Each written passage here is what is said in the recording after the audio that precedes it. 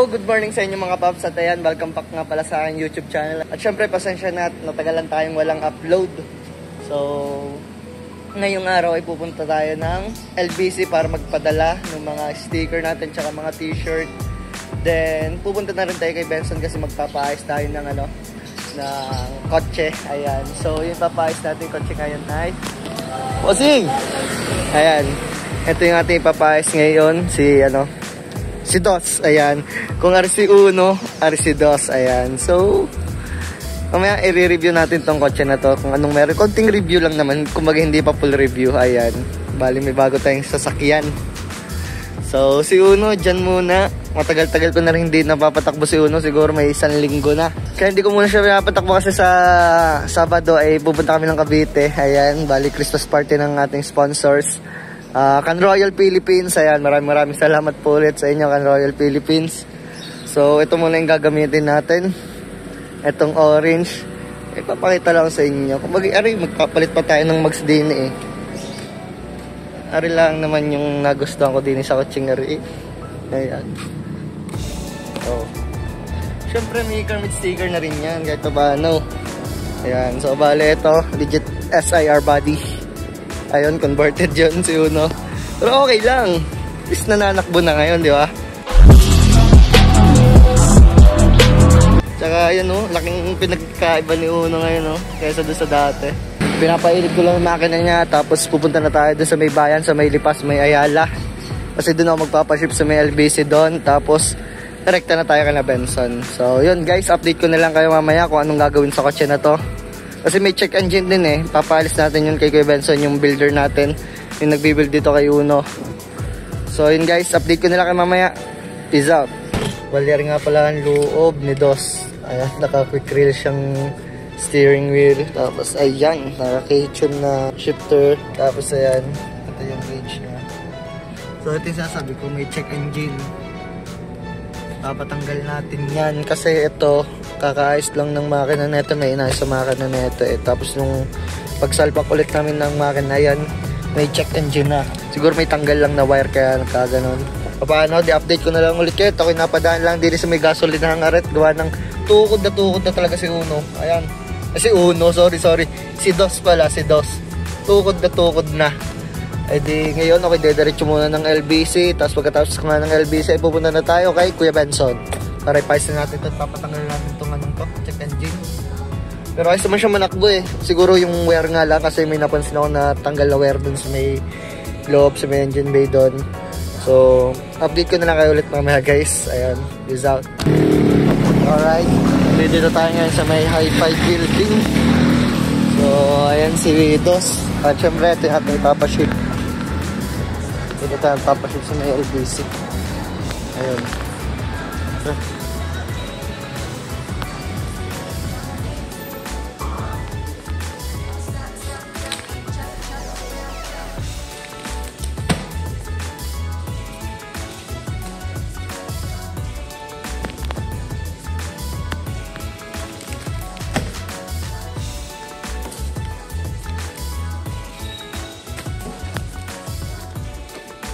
Tapos atin papaship din ako, nakabook na to.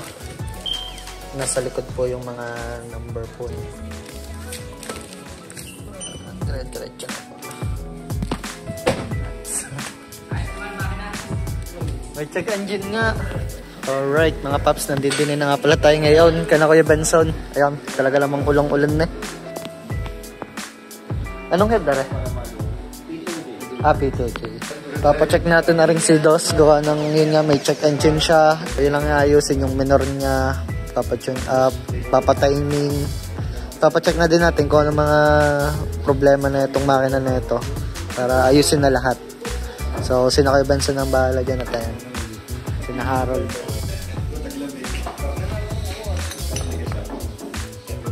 Walang in-upgrade dyan, wala. All stock? All stock lang, all stock. Head gasket. So, tagal-tagal din ako hindi nakabalik din nga pala ka na Kuya Benson na shop. Gawa ng sobrang busy nga natin, hindi na nga tayo nakapag-vlog eh. So, baka bukas dalhin ko naman dito si Uno para ipa-change oil. Kasi dadalhin ko si Uno sa Cavite, yung langis na yun nung kumarera pa ako. So, Baka bukas si Uno naman yung iakyat natin dito, guys. Para pamilyar ang upuan. Para pamilyar ang upuan. dapat yan yung isasalpak din kay Uno eh. Doon sa green. Oo. Oo. Ayan o. Ay, kaso ayaw ko ipap yung upuan ko.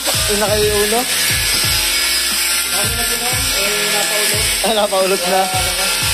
Ayan o. Ayun. Ang katuwang na seatbelt din, inasa akin eh. Babalik ko pa sa ayun.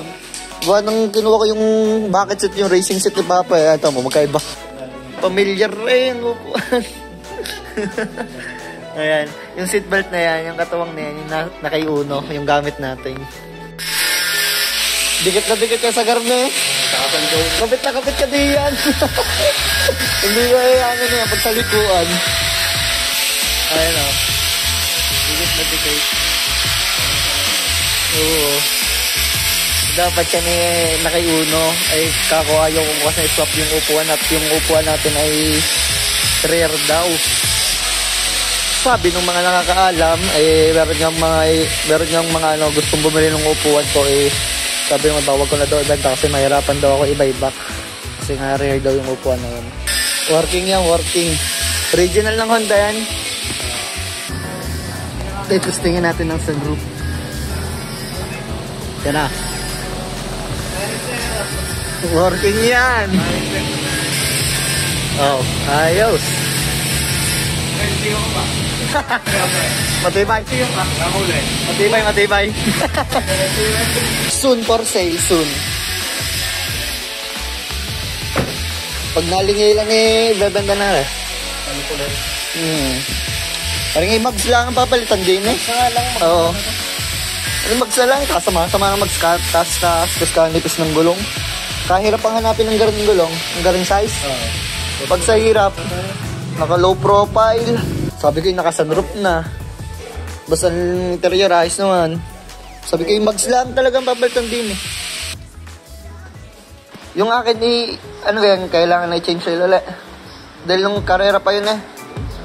Dahil ako'y pakabiti sa Sabado. Maganda man lang ismi. Kahit hindi na muna no. Alright. Okay na yung kotse ni Papa. Bali, dito atin ha. Kay Papa tong kotse. So, nawala na yung check engine niya doon. Tapos, ngayon magta-timing naman.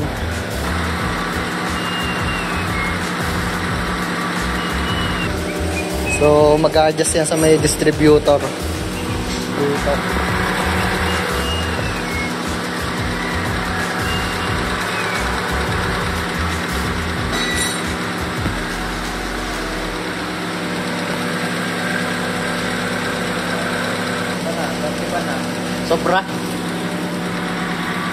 Sobra na daw. Sobra na. Ringis ang ari, ayun. Binubuo pa rin. Hindi kaya kailangan niya i-tune up? Sakto lang, pinagtayo na rin. Sakto lang? Oo, pinagtayo na rin. Dahil nagsabi ng Papa ano nga daw, pa-tune up. Sabi ko, tatanungin muna natin ang Kuya Benson.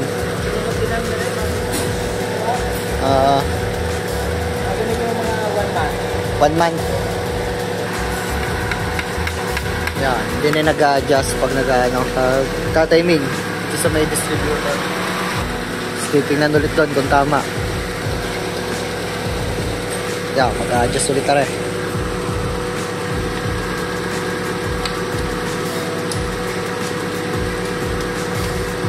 Ayos na.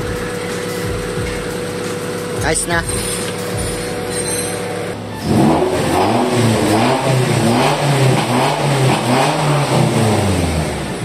Hindi na mag-ano ng minor. I mean mag-adjust. Bababa ang konti.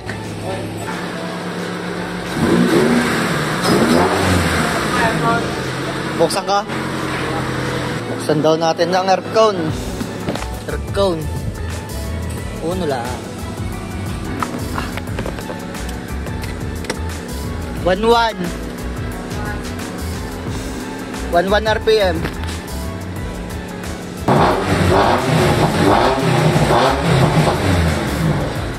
Test drive, test drive. Test drive muna kami, pre. Tatagaytay lang kami na kay Benson. Sama? Ay, ayos yan. Hindi kayo yung upuan ko, hindi kayo dinikali. Ano yung kapag... Ano yung aking upuan, babalik ko na nga.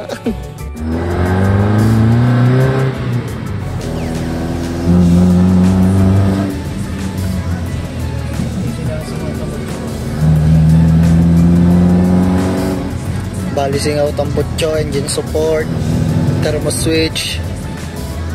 Ano ba?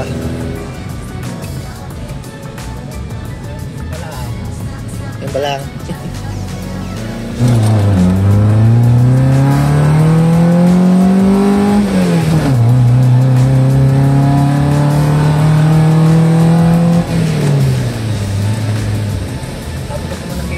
Oo, nabitik nga.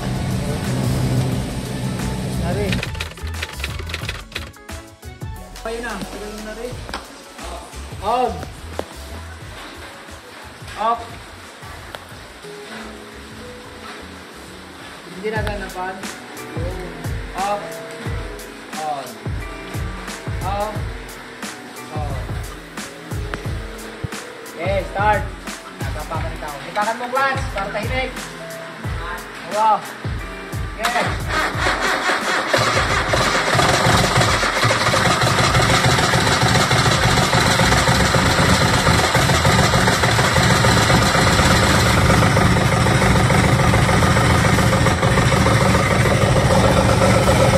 Katuwa. Wala pa, wala pa.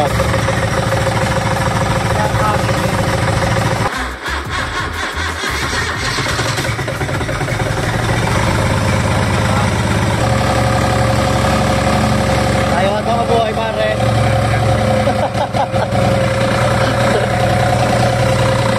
Binaw clutch. Binaw daw clutch, binaw.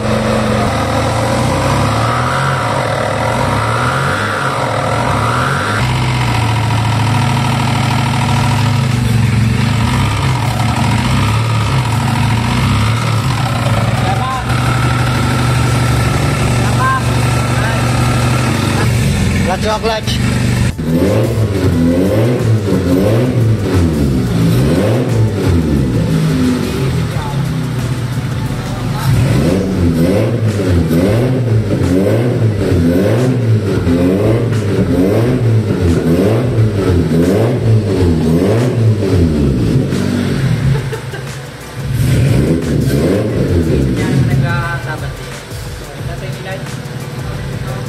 Alright, ay dere na nga.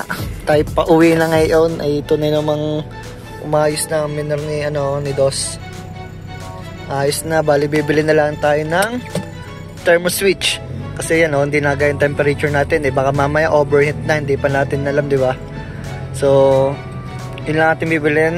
Thermo switch, tsaka sabi ni Kuya Benson, yung daw engine support neto. Pero okay pa naman daw yung engine support. Kung bagay mapapagtyagan pa. So, ayan na nga. Naiuwi na nga natin si Uno. At syempre, umayos na yung kanyang idle issue. Yung kanyang minor. So, nung una kasi nagwa 1.5 siya. Talagang taas. So, nagchat sa si Papa na paayos ko nga daw dun sa nakakaalam. Sabi ko, yun tamang-tama kay Kuya Benson. Kasi si Kuya Benson magaling sa mga ganon. Gusto ko lang i-call out yung mga gusto magpabilis ng kotse. Magpaayos ng kotse. Yan. Sa mga racing dyan. Pwedeng doon din kayo magpagawa kay Kuya Benson. Nagagawa siya ng mga Toyota, Mitsubishi, Honda, mga SUV. Nagagawa din siya. Yung mga Monterong yan, ginagawa din yan ni Kuya Benson. So, shoutout kay Kuya Benson. At syempre sa mga kasama niya nag-aayos doon. Sina Toy Beat, si Gerald, si Harold. Ayan, shoutout sa inyong tatlo. Yun nga, satisfied ako. Tsaka, punta lang kayo doon kay Kuya Benson. Located lang siya sa may Bulacnin, Lipa. Ayan. So, ito naman, kaganda na ito, naka-sunroof. So, papalitan lang talaga dito is yung mugs. Napapangita na ako sa mugs niyan, taas. Tapos, ganyan pa. Alam ko 17s to eh. Tsaka ang hirap hanapin ng ganitong sukat ng gulong. Yun yung manilipis na yan. Hirap hanapin yan. So, ito nga pala si Uno. Yan. Talaga namang, siguro isang linggo nang hindi na itatakbo. Yan. So, eto, kaya nakita nyo naman sa vlog, working tong niya, sunroof. Available din nga pala ang ating Carmit sticker. Ayan. Available yan guys. So, ito yung likod ni Dos. At yun naman si Uno. Yan, si Uno, si Dos. Bali, iayos namin. Papaayos lang tayo yung sunod sa tambutso. Thermo switch, papaayos din natin. Tsaka yung engine support niya. Yun yung susunod natin dito kay Dos. So, abangan nyo na lang pag napalitan natin to ng mags. Kasi napapangit na talaga ako sa mags niya. Tsaka ngayon nga, sabi ko nga kanina, ang hirap hanapin ng size ng gulong na to. Kumbaga, ilang shop na napuntahan ko, wala akong makitaan ng ganyang size. So, yun guys, dito ko na tatapusin itong vlog na to. At syempre, kung bago ka pa lamang sa aking YouTube channel, ay subscribe mo na yan. I-click mo na rin yung notification bell para maging update kayo sa mga susunod kong video. So, I'm RJ Perez, owner and founder ng Carmit. At nagpapasalamat ako dahil tinapos nyo itong vlog na to. See you next vlog. Peace.